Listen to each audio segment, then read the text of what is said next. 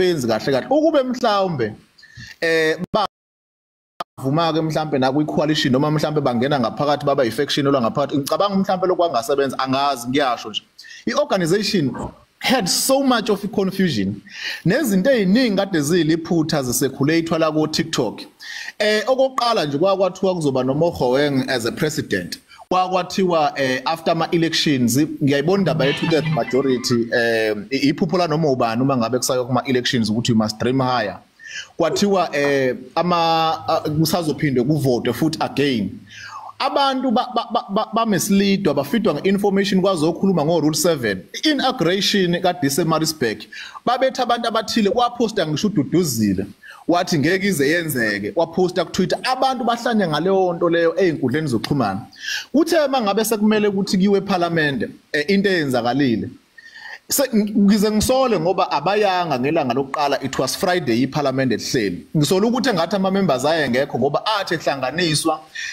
agcine futhi esefungiso awangaphelela phakathi eParliament kwathiwa kuyasashoda ama members uhlophe okholakala ukuthi uyileader yeMK njengamanje uformer judge Hlophe ngathini uhlophe uthi yena akakufihla ukuthi wayobonisa ubaba uNcamalala legal ngeenqumo zomthetho ukuthi akayiyeke lento indaba yamavoti ngoba akazukwazi ukuyiwina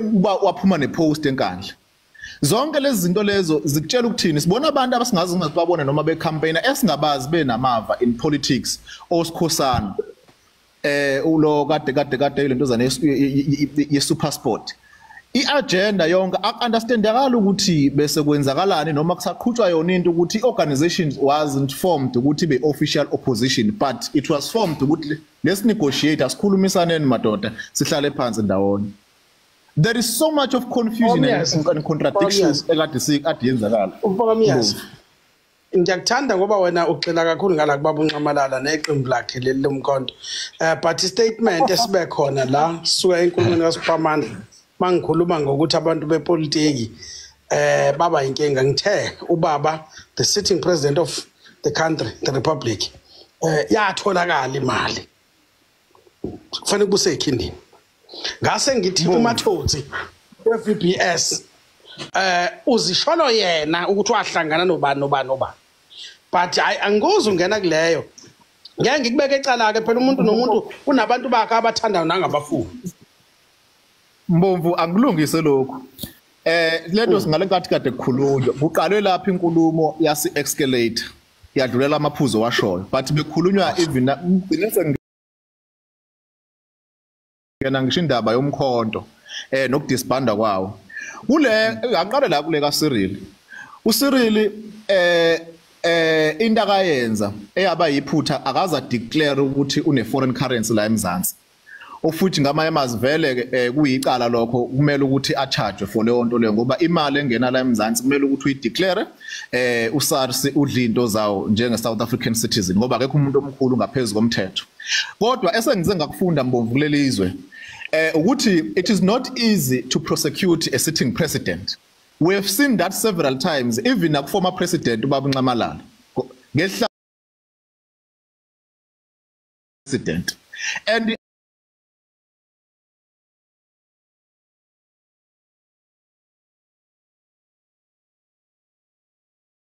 ama politicians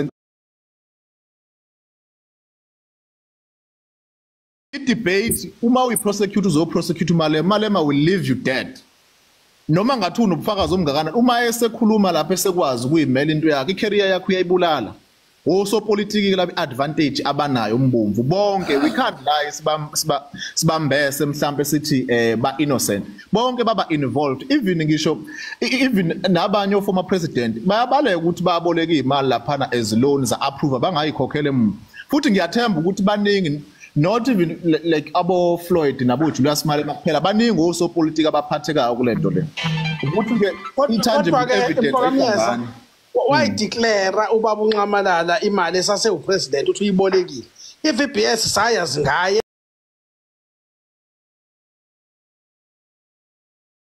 etuthatha iloan ibond ka 7 million so what declare akukho kufihlile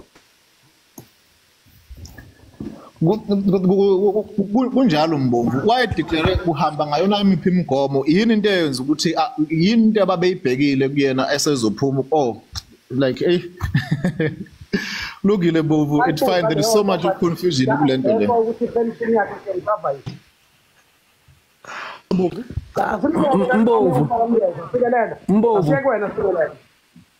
Mbovu. Yeah. Tungwa. Baba. Ngicela ukubuza lapho kuwena. Ngicela ukubuza lapho kuwena before siqhubeleke ukuthi ubani ufounder weMK? Ingaba ukuthi babuthi umba or mba? Emkhulu. Ungaboyibuza ibhasi ibhaliwe mkhulu. Ayibuza ibhasi ibhaliwe number plate. Msholozi mina zomkhonto wesizwe.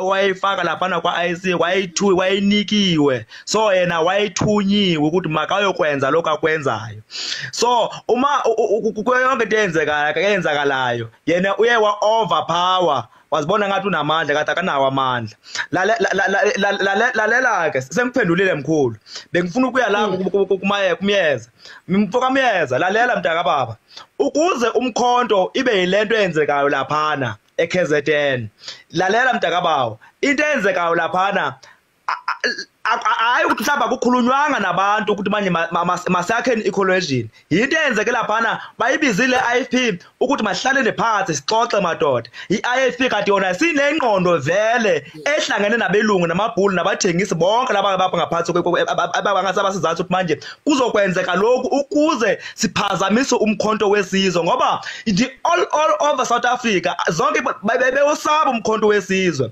that's why ubona lento eyenzeke laphana namhlanje ngathi manje umkhonto wesizwe ume laphana wodwa bafike bawusaba umkhonto wesizwe ukuthi waphatha umkhonto wesizwe eKZN bayazi ngeke baphinde baphathe that's why benze lento abayenzi and le nto ngeke ziphele ndawo so ngifuna ukuthi mfoka mayeza Ntomba ninosikelela musana ukushintsha itopic yethu we are not about umkhonto ngikhulume ngento ekhulunywe uSiphamandla besikhuluma ngeGNU sase sikhuluma ngokungabopheki sopolitiki ibonele siyibekile zabambili kwayi sitting president uRamaphosa noJulius abanamacala nobufakazi iVBS nephalaphala nabalekela lezi zinto zombili ngiyavuma ukuthi wemntungwa uyiMK uyalithanda iqembu leMK but awukulibeka eceleni siyeza isikhathi salo we are talking about these two topics.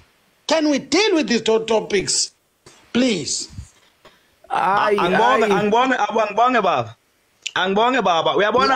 Uyabona lento kaMengameli Ramaphosa yokungabambeki kwakhe kule phalaphala farmer.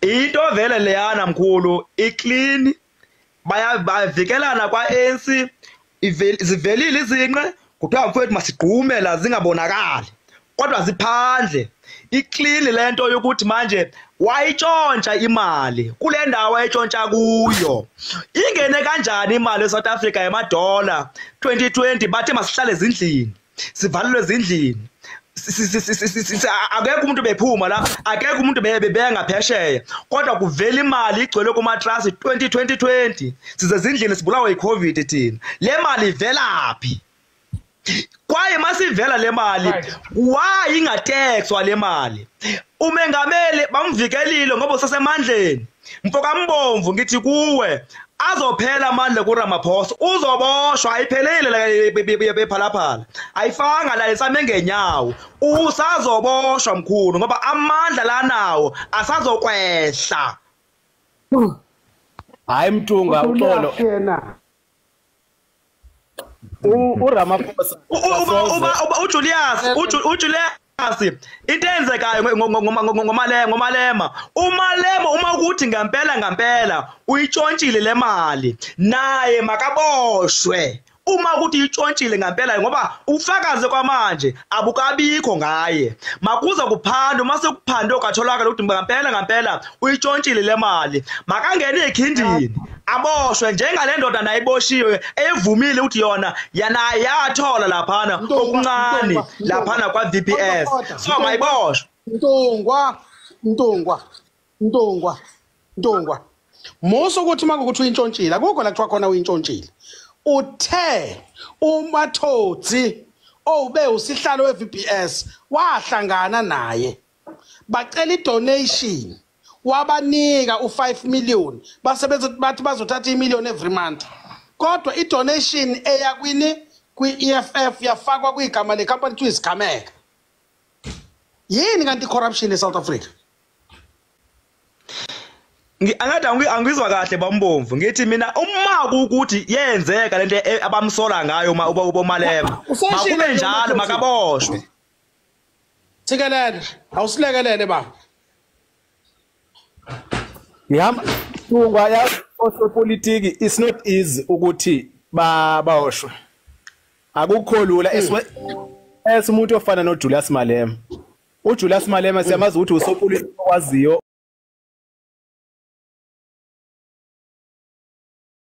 ukuthi ayimele into yakhe kunalo mama ebekwi-ANC lo uke speaker kuthiwa uba uke speaker lo we-ANC Phisa Nqakula Phisa Nqakula ya yabona uMaphisa Nqakula ukuphi manje 60 something million ayidlile ukuphi uhlele emzini wakhe so indaba yosopolitiki ukuthi badle imali bathina abasoze baboshwe I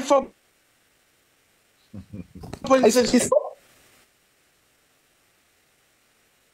ngezwe ngathi 4.6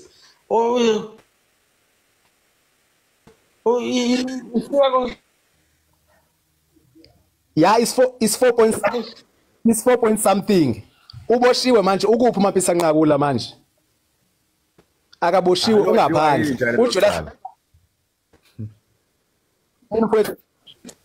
been charged unecala angamgwebi unecala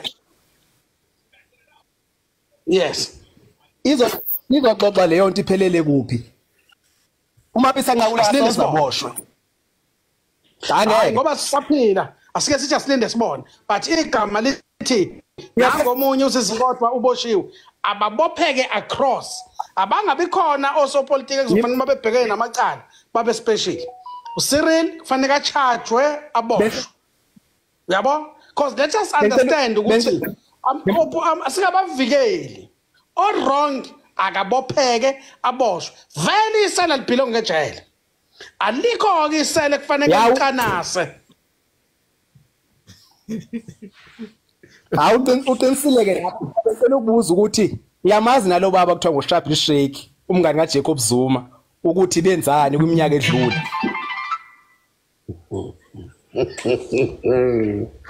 hey lensizwa iyamthanda uNqamalala ngicela ukuthi ngibe nesession nawe kusasa sikelela noMntungwa nomyeza njengabantu abathanda kakhulu babuNqamalala ngoba akwenzeki ukukhulunywa ngenye into engamfaki Siphamandla sengifuna ukuthi ngikukhulule baba Siphamandla what is your take kosopolitiki abangabopheki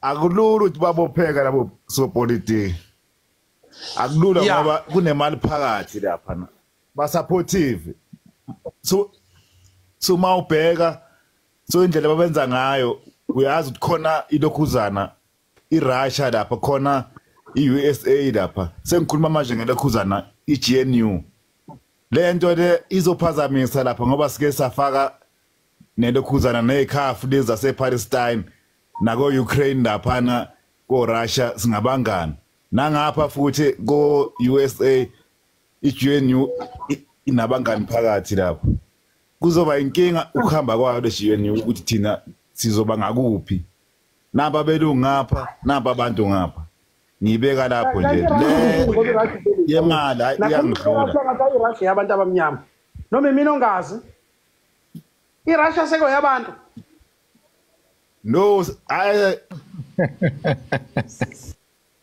Angezwe. Hey, yazi phela umuntu ufunda zafe. uVladimir Putin umuntu omnyama. No ngisho mina nge-influencer bayifaka la. Yabona. Khona ama Russia, khona ama USA. Imali ye-VPS leyenza sikhulume ngo-Russia manje ngoba nale mali etholakale ku-Ramaphosa. Yona lesiletho No, mina bengikhuluma nge-GNU. Bengikhuluma nge-GNU yodwa. Yeah. Okay. Bengisafuna ukuthi ngizwe lapho. Hey, ningigcolisele lapho. Okay. Right, uthini ngalabo kufanele baboshwe? Hayi la kumele baboshwe labo ngoba sibonile eboshwe umsholozi, sabona futhi umama lo nolokhuzana nozizikodwa. Laba nabo kumele balandelwe yonke into ababeyenza ukuthi ayitholakale kanjani imali, yayize kanjani le kuRamaphosa lapha kumatras. Nakhona lapha kwi-VPS ngoba phela i-statement zikhona zonke ukuthi le mali yayicanwa ngethebe iya kuphi nakuphi. Kumele kuvele lokho. So utabaye kuyavela ukuthi na ANC futhi khona lapha yadla imali lapha kwi-VPS. Khona imali bayiqongqothile. Kuvela amagama abathile. Yabona nje baningi ababalwayo. Ikanjalo nje lento le. Kumele balandelelwe laba bantu laba according bashoneke endini. Yebo. Kwaphelelaphi kwenzakalani? Singezwe nje emoyeni i-VPS ema-roadini nako media. Kumele kulandelwe kuvulwe icala lakhona angazi ukuthi lihamba kanjani ngoba lo mama lo obese uspeaker lo uyena waba nenkinga sekuuye ke manje uboshiwe. Ngiyabonga mina. Hayi siyabonga kakhulu sikubhuti uSiphamandla our Pan-Africanist friend this evening. Nkosenta uyaphila mfokazi Kananda? Ngiyaphila unjani mfowethu? Inkosi kubusise. Amen. Ubusazihamba nomfokazi Calvin House indoda ekuthiwa yakhe mangoma wayo kathathu kushonile ifuna imali kathathu. Uyazi ukuthi bengihlezi ngihamba no Calvin House hlangana nomsholozi kahle besihamba nomsholozi.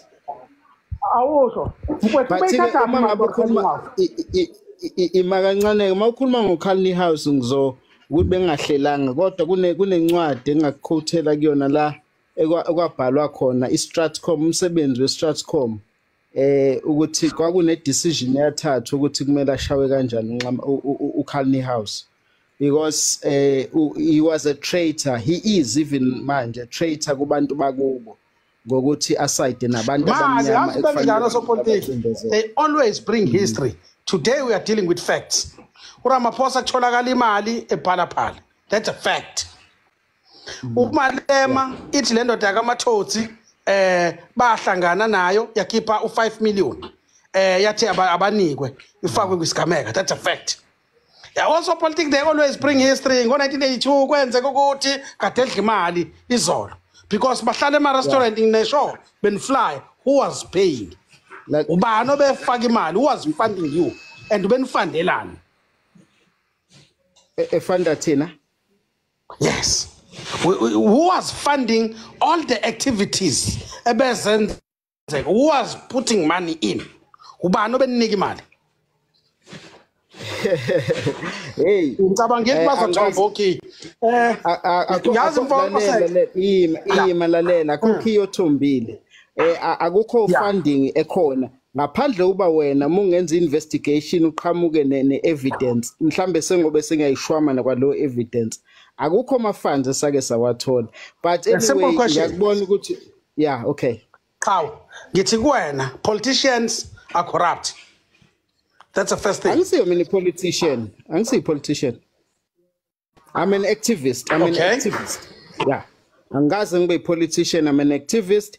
Nginentshisekelo yokulwela izwe lakithi. Angithola imali ngalokho, angaze ngithola imali. Uma ungahle ufike nobufakazi, wow, ngokujabulela impela ukuthi cha inkalakatha uqhamana ubufakazi lalela Nkosenje. Uyazi ukuthi ezweni sifakwe yini? Lalela Qaw. Lalela ngikhuluma ngobaba la uCalvin House. I'm saying to you, politicians are so corrupt in this country, and the sad part is people choose who to protect. They'll go to any extent protecting that particular individual. And ngendlela esiba protecta ngayo, we will even put our lives for them while we know the wrongdoings abazenzile nabazenzayo. We will say no, this person is quickly clean. A cost of living. Kumina nje ngisekhaya nomndeni wami. Lalela ngixoxela. Uyabona kwi period engiphile ngayo no Cullinan House. At one stage khona la isike sahlanganisa khona ngangino 200 and something less than 300 rand uCullinan House ena 100 and something sahlanganisa imali sisuke eBhalito size la eThekwini kwiCosato rally, but we had to have a breakfast first. La eFlorida sayodla ibreakfast lapha next chapter. Samba ngemoto yami. Sasamba ngemoto yami. Nisuka kuphi nendawo eBhalito? Nanathi nilelephi eBhalito? No, ukhali njengoba behlala la behlala eBhalito. Ngenkathi nje la beseBhalito behlala eBhalito. Who was paying? How expensive? Who was paying? Uyabona ke mungahle uye uyothola ama record accommodation ayihlala kuyona ukhali uyoba shocked ngoba nithanda ukukhuluma izinto engenabufakazi bazo. Ukhali ungasifaki bebaningi Kosentsha. Ukhuluma noDumsane ngubane an individual. Addressa mina yes. Okay. Lalela ke individual.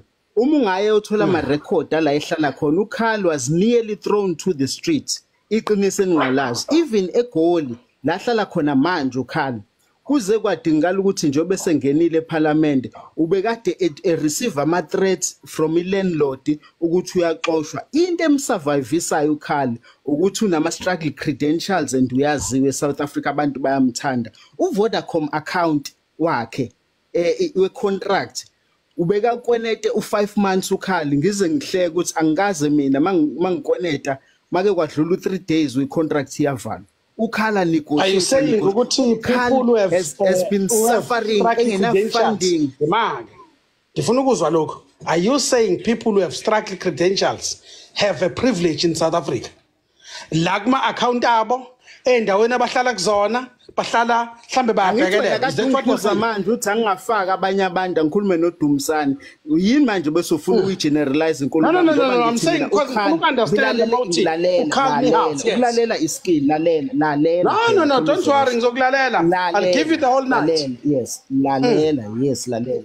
uCullinan House I'm saying ukuthi ubekweneta la hlala khona I negotiate at one stage la iflat ahlala kulona babefuna ukumxosha wakhulunyelwa imanager ngoba iyamthanda as a struggle stalwart yayizwa lonto le uyaziwa unabantu abamthandayo uthola ama favors kanjalo but akanayo imali akanayo ama funders. And one of the things ezamenza ukhala ukuthi aye kwi-EFF it's because he knew ukuthi EFF was going to take him to parliament and that was the only way ukuthi akwazi ukusurvive because he was making no money.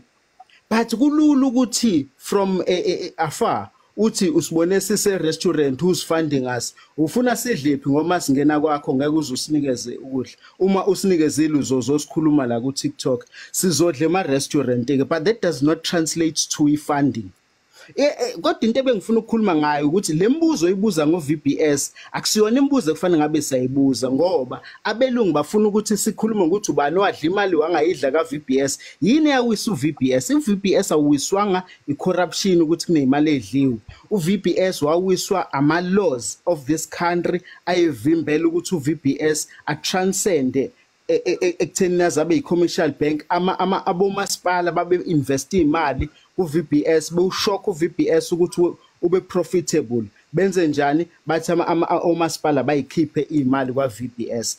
Abasitsheni imali zaka Absa ukuthi zidliwa kanjani abasitsheni zaka FNB ukuthi zidliwa kanjani and all these entities zakhiwe ngeimali zethu njengabantu ehlali base South Africa. If you can research uye kwi report ka advocate Mkhwebane uzoyithola lonto le. But ama questions eswabuzayo ama questions are emanated from what we've seen kwi media because in media is driver to those points. I'm not saying ukuthi umuntu ocorrupt akangaboshwa but what I'm saying ukuthi ama questions eswabuzayo awayi advance revolution yethu. That's the challenge. Bekufanele si elevate. Imake mfoka kaShezi. If VBS was a mutual bank and umthetho uthi omasipala abayifaki imali kuma mutual bank. It's a clear law. So it was wrong from the word go for municipalities to invest with mutual bank because there was an ulterior motive. Abantu babemngela amantshontshe eceleni bahleze bezisho beshiwo ukuthi a particular person from the ANC you click in Limpopo where got the canvas omasipala ukuthi abafaki imali. That was a corrupt activity. That person must face the law. Ukuthi ngala ANC treasure okwakuba uZweli Mkhize also did the very same.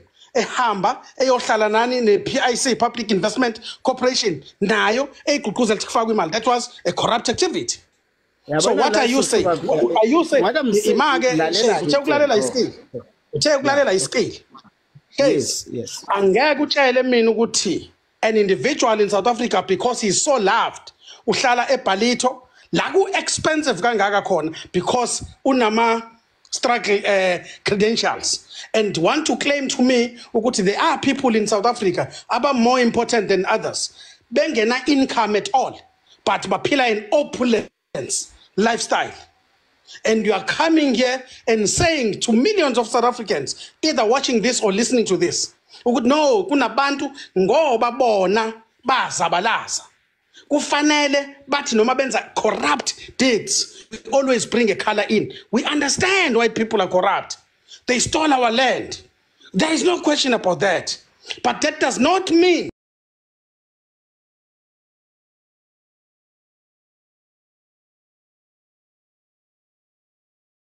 ukuthi